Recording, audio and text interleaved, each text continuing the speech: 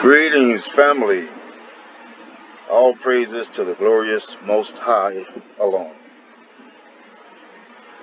This is a quick lesson, and it's New Testament. Really? I'm going to use these few verses from Genesis, which should absolutely, completely shut down any new covenant or testament. I know I've done this lesson several times, maybe even more, but it's so critical that we understand and realize that book is a forgery, it's a lie, and anybody, I don't mean to offend anybody, but if anybody is teaching from that book, you are a liar. And I'm just calling it the way I see it. That's how the Most High do. He don't beat around the bush about nothing. He says it the way it is. Malachi 3 and 6. The Most High says, I am the Lord your God. I change not. He don't change, people. In Amos 3 and 7, he says, surely I will do nothing, lest first I tell my prophets. So he did not tell any of his prophets that he had a son, that he was sending a son, and the only son in the entire book he ever claimed was Israel. And he says, Israel is my son, even my firstborn. So all of these things combined is absolute truth. There is no New Testament.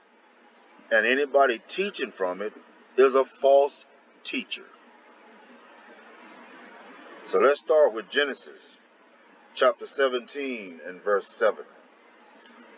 And I will establish my covenant between me and thee and thy seed after thee in their generations for an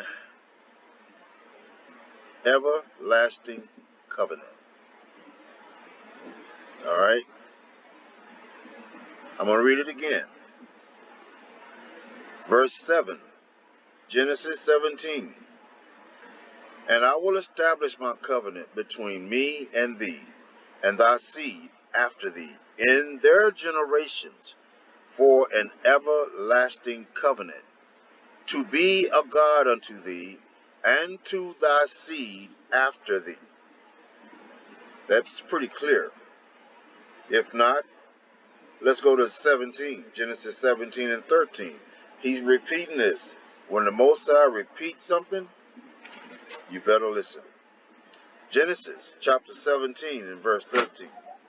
He that is born in thy house, and he that is brought with thy money, must needs be circumcised. And my covenant